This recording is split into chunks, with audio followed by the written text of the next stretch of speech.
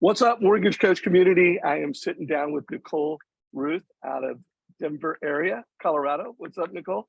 It's true. We are. You are. And I see you on Facebook all the time. You're always creating content and video, and it's always educational. Like I learn something every time I tune in. And is that like a cornerstone strategy of yours to lead with education? That is the strategy. Like if you were to say a cornerstone, I would say it was 3 corners of the cornerstone.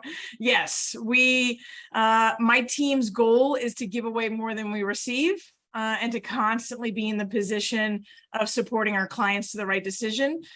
And we hope that they choose to use us, but even if we don't hold back the knowledge of home ownership and the power that brings. Well, I think it is the cornerstone of the future of lending. We just did this halftime report, and I'm not sure if you noticed it, but one of your strategies is featured in that. And I interviewed actually over 30 leaders in the industry, including Jake Jacobson, your CEO. And I came up with a thesis that the future is lending is, one, be the captain of the wealth team, like go beyond the mortgage to really bring financial well-being and success to people, and lead with education, and then use video at scale. And you kind of checked all 3 of those boxes. So it seems like that is everything that you're about. It is. It's a lot of fun. Video, it takes a while to get used to. The content, the level of content we produce takes some time, but it's what I've hyper focused on. It's what we do on a regular daily basis. And it definitely brings awareness. Good. Well, I want to focus on one specific strategy in this chat. But before I do, just in case there's a new loan officer, well, there are new loan officers watching this every time. If you could just tell everybody a little bit about how long you've been in the market, what market you're in. Well, we've already said that, Denver, and how much volume you and your team are doing, and then we'll get into the strategy. Oh gosh. So I've been at Fairway Mortgage for 9 years. I've been in lending for 21. I started out in the ops side. Last year, my team did 386 million, just over 900 units. And, we crushed it. Our goal this year it was 550 when we went to our December annual retreat. I take the whole team. We head up to Vail or down to Colorado Springs or to one of the local resorts. And we had game dayed 550 million. Then the market changed and January happened and then March happened. But I think we're still year over year, we're over where we were last year. So I'm super excited about that. We're trending positive. And so we've got some big goals for the rest of this year as we continue to expand our client database. If you had to guess where you're going to land in production in units, where would you guess? What are you still saying? Our goal is 1,000 units and 400 million this year. And you think you got a shot still? I do. Oh yeah.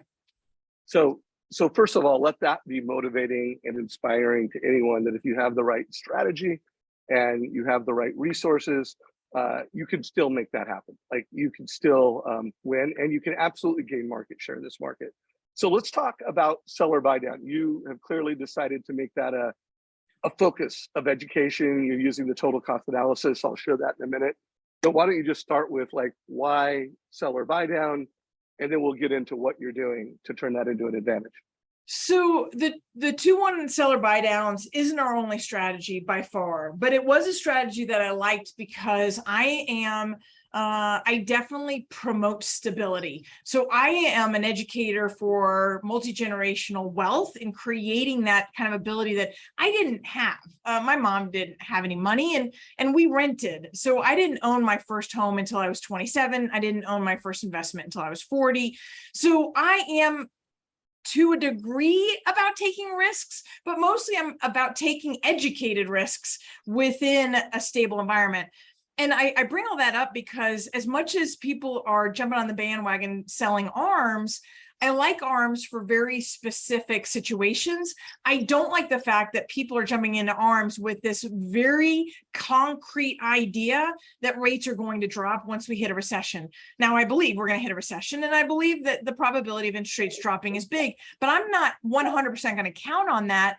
So if I am banking on that when I get into an ARM to make that thing cash flow, then I'm risking more than I'm willing to risk.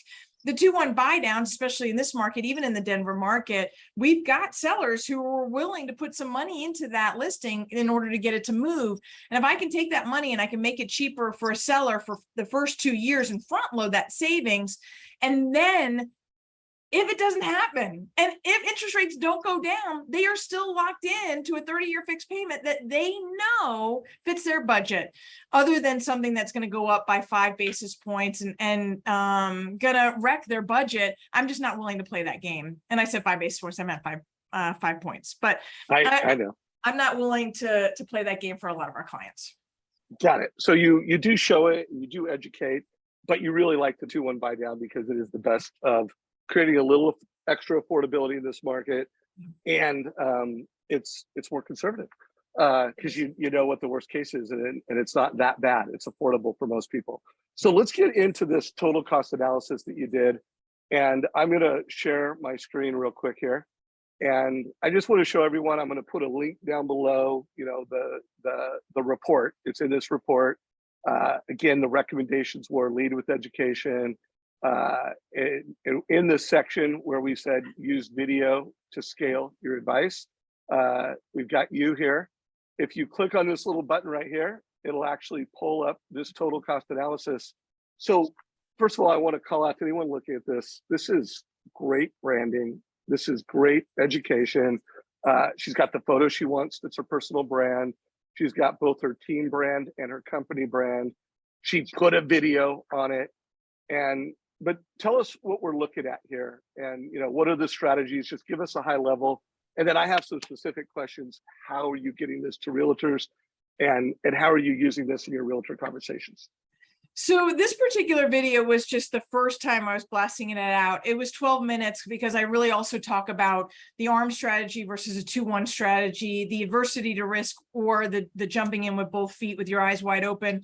And so I had gone down, it's all kind of yellow now. It wasn't when I was first going through it, but it was really just designing or highlighting, I should say, what the difference was with taking that money, getting a price reduction, putting it towards a permanent buy down, whether you do a 2-1 buy down or you simply pay list and don't try to negotiate. So what were those 4 strategies and how they save money on a monthly basis? The 2-1 buy down strategy, I used the technology in the Mortgage Coast system. I used the ARM technology in order to set up the 2-1 buy down. Okay, so she used the ARM feature, and guys, we have videos on this. Every Wednesday at 11 o'clock, we do strategy training. Every Thursday at 9. So if you do need any coaching on how to do the permanent buy down or the 2-1 buy down, go there. And then, so this video was for realtors. Yes. It was, it was a 13 minute lesson. So I still consider that a micro lesson. I mean, it was shorter than a TED Talk, but it wasn't, this was not a 90-second, 33-minute, really micro lesson. Yeah. What was your distribution strategy? Like, did you email this to people? Did you put this on social media? How did you get this into agents? Did you text it to agents? Like, what were some of your strategies to get it out there? So we did this one, and since this one, I've done shorter ones that are under 3 minutes, 2.5 minutes, that are specific to listings. So we've started doing it for specific listings.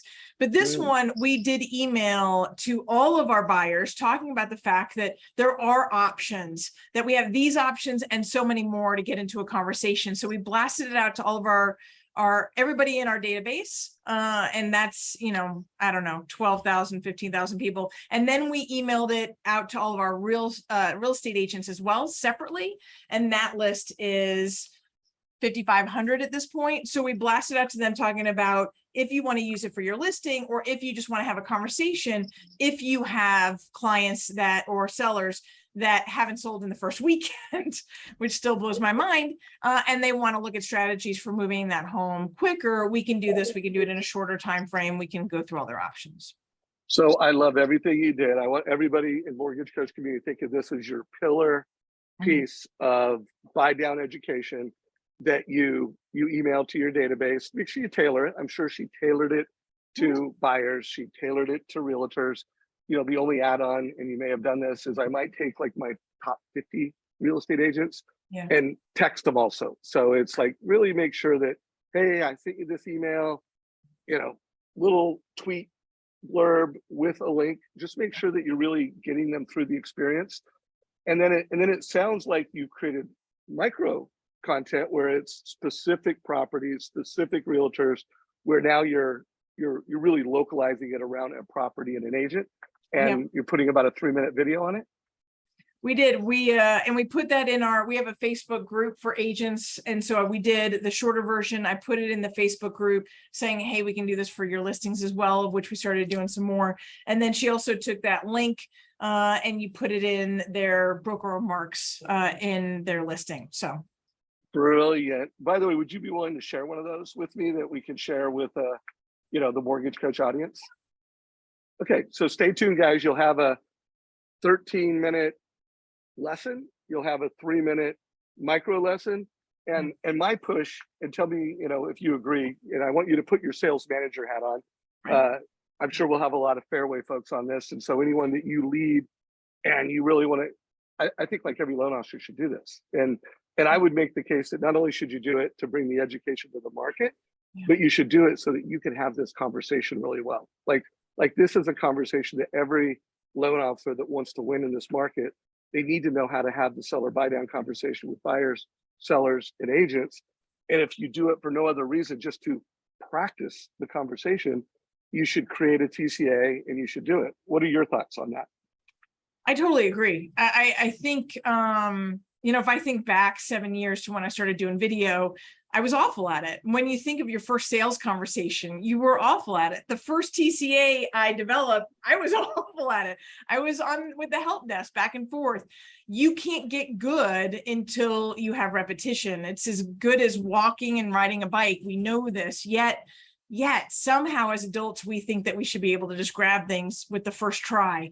And so you just need to practice, maybe create a few of them that you delete. I still create videos I delete. I'm not a one-take wonder, and I never will be. But absolutely, I think the more people you have the conversation with, it will just open doors. It doesn't have to, I've been talking about this for months. We're doing our first 2-1 buy down. Our first one. And so it's not about that. It's not about me doing more 2-1 buy downs. It's about me having more conversations. Yeah, and delivering leadership. It's not about how many people are going to do a seller funded buy down. It's that it is a good idea and it helps bridge a compromise conversation between the buyer and the seller. Yes. I did a interview. I had Jeremy Forcier on, and he had an agent that had a $700,000 house, a buyer that wanted to make a, 630 offer. And the selling agent was like, don't bother. We know we're not going to sell it for full price, but that's too low. We're not going to counter it. And so, but now let's have a seller buy down conversation. And they agreed on a 3-point permanent buy down, 2 points going to rate, 1 point going to cash to close. And they compromised. So it's just about a conversation. So let's wrap up. First of all, if anybody has questions, put them in comments down below. Remember, guys, in YouTube, we will have links to both the 13-minute lesson and the 3-minute lesson. Let's close out with this. When I did these interviews for the halftime report, I interviewed Shant Benoshian, and he said one of my favorite quotes. He said, I don't pay attention to the interest rate economy. I'm not paying attention to the inventory economy. I'm focused on the action economy. And I was just like, that was good. Yeah. And I just talking to you, you're like, yeah, that's what I'm doing too.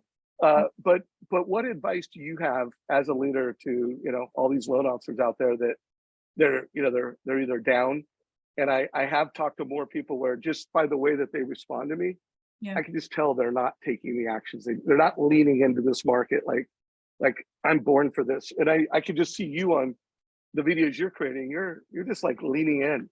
So what is your advice to loan officers to get up and get after it?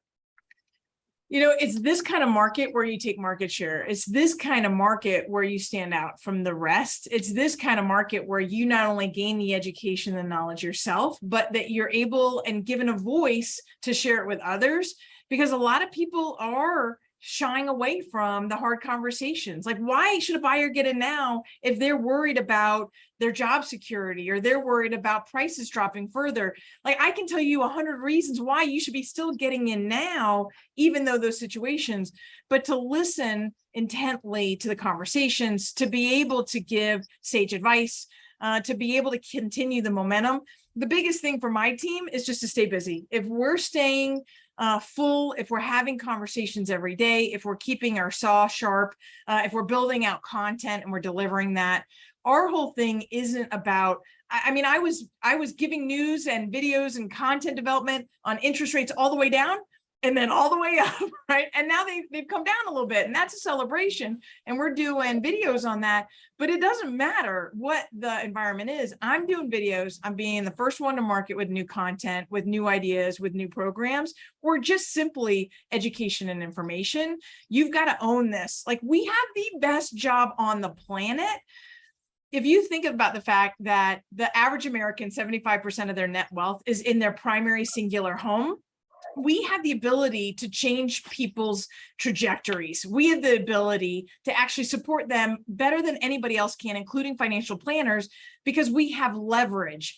That power should not be pushed under the carpet because you're worried about where your next deal is coming from.